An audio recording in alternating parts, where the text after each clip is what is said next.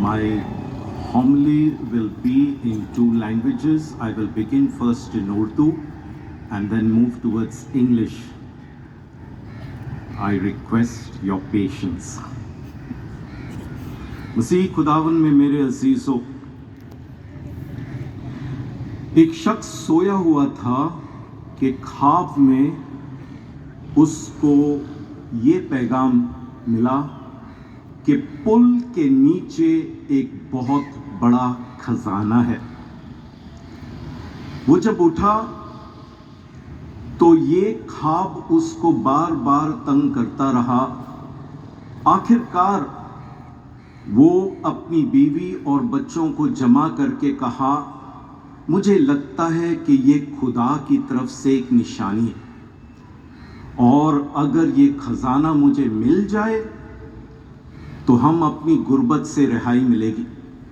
तो मैंने उस पुल को ढूंढना है ताकि उसके नीचे खजाना ढूंढे। वो अपनी बीवी बच्चों को छोड़कर, घर छोड़कर ढूंढने लगा, लेकिन जिस पुल के पास जाए कहता था कि नहीं, ये नहीं है। आखिरकार 3-4 हफ्ते सफर करके एक पुल पे पहुंचा जिसको लग रहा था कि यही पुल है, और नीचे जाके वो खोदना शुरू किया, पर कुछ नहीं मिला। थोड़ी देर में जब वो थक गया, प्यास लगी, तो उसने देखा कि एक झोंपड़ी है और उसने जाके खटखटाया और वहां पर एक बुजुर्ग निकला। पानी पिलाया और फिर बुजुर्ग ने पूछा, इतने दूर तुम आए हो क्या करने के लिए? तो उसने अपना ख्वाब के बारे में दिखाया कि मुझे ख्वाब दिखाई दी कि पुल के नीचे खजाना है। और वो बुजुर्ग हंसने लगा, कहने लगा, कुछ बात मुझसे सुनोगे? उस आदमी ने कहा, जरूर बुजुर्ग, बताएं क्या? उसने कहा, खजाना तो है लेकिन तुम्हें यहां पर नहीं मिलेगा।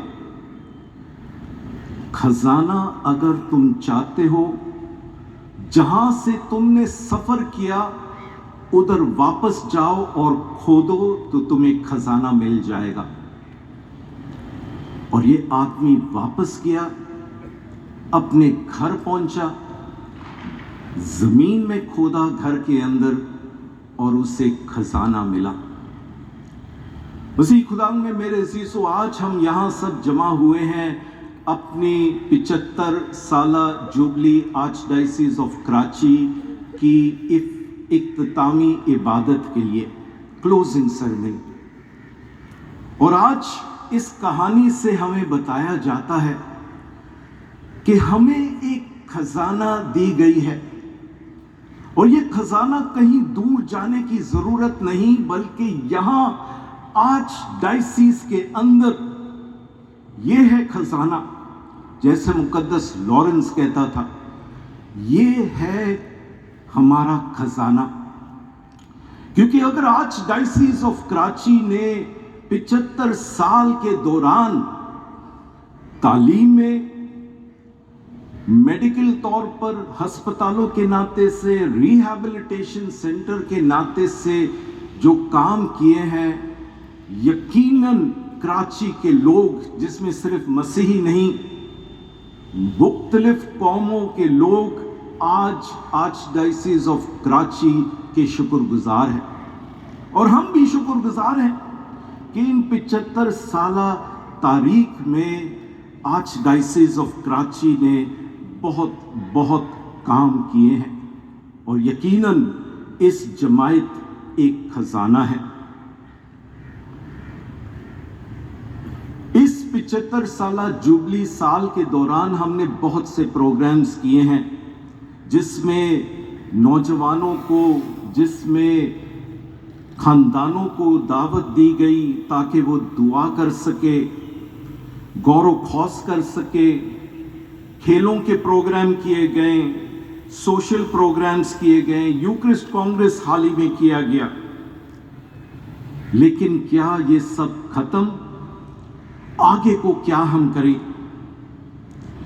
اگر آج کی انجیل مقدس کو دیکھیں تو انجیل مقدس میں یسوع آخرت کے بارے میں ذکر کرتا ہے، آخرت کے بارے میں، اور یسوع یہ الفاظ کہتے ہیں، اسی طرح تم بھی جب یہ ہوتے دیکھو تو جان لو کہ یسوع مسیح نزدیک بلکہ دروازے پر ہے۔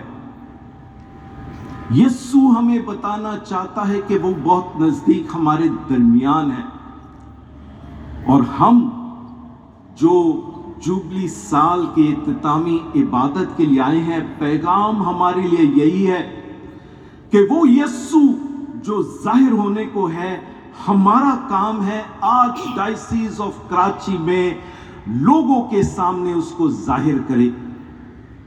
ہمارا کام ہے یسوع کا نقش، یسوع کی تصویر آج ڈائسیز آف کراچی میں پیش کریں، دکھائیں۔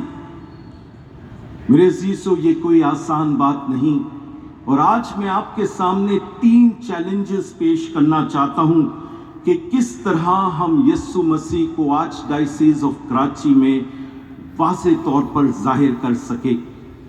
پہلا چیلنج جو ہمارے سامنے ہے وہ یہ ہے، ہمارے نوجوان اور ہمارے مسیحی خاندانوں کو دعوت دے کہ وہ یسوع کے پیچھے چلے۔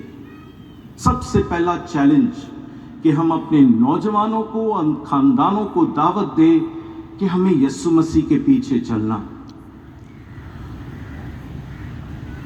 1849 میں روم پہ حملہ ہونے والا تھا، اور وہاں پر جوزیپے گیریبالدی جو اٹلی میں حب وطن، نوجوانوں کو دلاسا دینے والا، نوجوانوں کو جوش دینے والا تھا، وہ نوجوانوں سے مخاطب تھا۔ حملہ باہر سے آنے کو تھا، اور جوزیپے گیریبالدی جانتا تھا کہ مجھے اپنے ان نوجوانوں کو امید دینی ہے، جوش دینا ہے۔ تو اس نے یہ کہا کہ میں تمہیں کھانا نہیں دے سکتا ہوں، پیسے نہیں دے سکتا ہوں، مکان نہیں دے سکتا ہوں، جو دے سکتا ہوں وہ تمہیں بھوک، پیاس، زبردستی مارچ کرنا، جنگیں اور موت۔ لیکن وہ انسان جو اپنے ملک سے محبت رکھتا ہے، جو پورے دل سے اپنے ملک سے محبت رکھتا ہے اور زبان اور ہونٹوں سے نہیں، وہ میرے پیچھے چلو۔ میرے عزیزو، آج ڈائسیز آف کراچی نے ہیلتھ کیئر اور ایڈوکیشن میں بہت سے کام کیے ہیں، اور وہ اس لیے کیونکہ 75 سال کے دوران ہمارے پاس ایسے لوگ آئے جنہوں نے اپنے بارے میں نہیں سوچا، انہوں نے کہا جماعت کو آگے بڑھنا ہے۔ اسی وجہ سے آج ڈائسیز آف کراچی میں کراچی کے لوگوں نے بڑھ چڑھ کر ہمارے اسکولوں کے پاس آئے، ہمارے ہاسپٹلز کے پاس آئے، ہمارے ریہیبلیٹیشنز کے پاس آئے۔ لیکن میرے عزیزو، آج کل ہمارے لیے ان اداروں میں لوگوں کے لیے مشکلات ہو رہی ہیں۔ آج ڈائسیز میں ہمارے پاس سکولز ہیں، ہاسپٹلز، ریہیبلیٹیشن سینٹرز ہیں، پریس ہے، کمیونیکیشن سینٹر، پر نوجوانوں کی کمی ہے۔ پچھلے دفعہ جب ہمارے ننسیو، ہمارے اپسٹولک ننسیو آرچ بشپ جرمانو پیناموتے، جب وہ ہماری چھوٹی سیمنری گئے تھے تو وہ حیران ہوئے، کیونکہ اس بڑی سیمنری میں صرف 7 سیمنیرین تھے، اور آج وہ سیمنری جو 50 سے زیادہ سیمنیرین کے لیے جگہ ہے، پتہ ہے کتنے سیمنیرین ہیں؟ 3، صرف 3۔ اور ابھی بھی آج بشپ مجھ سے پوچھ رہے تھے کہ کراچی میں کیا ہو رہا ہے، اور یہ صرف سیمنری میں نہیں، میں آرچ بشپ ہونے کے ناطے سے جانتا ہوں کہ جب میں اپنے سکولوں کی طرف دیکھتا ہوں تو اچھے پرنسپلز نہیں ہیں، جب میں اپنے ہاسپٹلز کی طرف دیکھتا ہوں مشکلات ہیں اچھے لوگ چننے کے لیے، ہے ہی نہیں۔ جو ہمارے تعلیم یافتہ ہے ملک سے باہر۔ آج آپ نے اور میں نے سوچنا ہے کہ یہ جو ہمارے بڑے ادارے ہیں ان کو چلانے کے لیے ہمارے نوجوان، ہمارے خاندان کی ضرورت ہے۔ اور جس طرح جوزیپے گاریبالدی نے کہا کہ ہر کوئی جو آرچ ڈائسیس آف کراچی سے محبت رکھتا ہے، اپنے دل سے محبت رکھتا ہے، ہونٹوں سے نہیں، وہ یسوع کے پیچھے چلے۔ دوسرا چیلنج وہ ہے سینڈ کا راستہ چلے۔ آپ جانتے ہیں کہ حال ہی میں پوپ فرانسس اپنے بشپوں کے ساتھ اور عام مومنین کے ساتھ 16ویں آرڈنری سینڈ اختتام تک پہنچا۔ پوپ صاحب اس بات پر زور دیتا ہے کہ کلیسیا کی فطرت، the nature of the church is synodal، کہ کلیسیا کی فطرت سینڈل ہے، لیکن افسوس طاقت کلیسیا کی تاریخ میں طاقت اور اختیار سب کچھ ایک شخص میں یا کلرجی میں رکھا گیا۔ اور پھر اکثر کیا ہوتا ہے چرچ میں کہ ایک شخص کنٹرول کرتا ہے، باقی سب خاموش۔ پوپ صاحب کہتے ہیں نہیں، اگر ہم نے اپنی کلیسیا کو بچانا ہے سینڈل راستہ اپنانا ہے۔ میں آپ کو ایک تو مثال دیتا ہوں، بلکہ دو، ایک نیگیٹو ایک پازیٹو۔ حال ہی میں لاہور میں ہمارے کاریتاس پاکستان جو پورے پاکستان میں ایمرجنسی کا کام کرتے ہیں، سوشل کام کرتے ہیں، ان کی جنرل باڈی میٹنگ میں تھا، اور اس جنرل باڈی میٹنگ جو پورے پاکستان کے نمائندے تھے، میں حیران، صرف اور صرف اس کمرے میں مرد بیٹھے تھے، عورت لیڈیز ایک بھی نہیں۔ اور میں نے بعد میں بالکل آخر میں میٹنگ کے آخر میں کہا، یہ کاریتاس میں کیا جینڈر ایکوالٹی کہاں پہ ہے؟ اکثر دفعہ اور پوپ فرانسس نے بھی زور دیا ہے کہ نوجوانوں کو اور عورتوں کو اکثر دفعہ چرچ میں نظر انداز چھوٹے چھوٹے کاموں کے لیے رکھا جاتا ہے، لیکن پوپ کہتا ہے جب آپ فیصلہ کرتے ہیں تو مشترکہ فیصلہ ہونا چاہیے، اکیلا فیصلہ، اکیلے بندے کا فیصلہ نہیں۔ آرچ ڈائسیس آف کراچی میں ہمارے پاس بہت خوبصورت فادرز، اور میں ابھی یہاں پہ فادر کنیز میسکرینس کی مثال دینا چاہتا ہوں، جو بہت پہلے ریلت کر گئے ہیں، خدا کے پاس ہے، لیکن پیرش چلانے کا طریقہ انوکھا تھا۔ وہ ایمان رکھتا تھا کہ پیرش ہم سب ہیں، میں نہیں، فادر نہیں، پیرش پریسٹ نہیں، پیرش ہم سب ہے۔ اور اس نے اپنے پیرش میں سب گروپوں کو ذمہ داری دی، تمہارا کام استقام کی تیاری، بچوں کی استقام کی تیاری، یہ ٹیم پاک شراکت کی تیاری، یہ ٹیم سمر ویکیشن میں بچوں کے لیے سمر پروگرام کریں گے، یہ گروپ چرچ کی دیکھ بھال اور رینوویشن کریں گے۔ اور واقعی میں لوگ ان ذمہ داریوں کو پورا کرتے تھے اور سب کہتے تھے کہ پیرش ہمارا ہے۔ میرے عزیزو، سینڈل وے کا مطلب یہ ہے کہ ہم پاور کو ایک جگہ پر کانسنٹریٹ نہ کر دیں، بلکہ سب کو بلائیں تاکہ کام کریں۔ پوپ فرانسس بار بار یہ کہتا ہے کہ اگر امریکہ میں، یورپ میں کلیسیا کم سے کم ہوتی جا رہی ہے کیونکہ ہم سینڈل وے پر زور نہیں دے رہے۔ میرے عزیزو، یہ چیلنج ہمارے لیے ہے۔ Or fathers, the biggest challenge is for us to follow the synodal way, because it is we that can bring about this change. और तीसरा चैलेंज जो है वो है यस्सु के रास्ते पर चलना, जो हमें गरीब माशरे के रद्द किए हुए लोगों के पास ले जाएगी, कि हम यस्सु का रास्ता लें जो हमें गरीबों की तरफ ले जाएगी।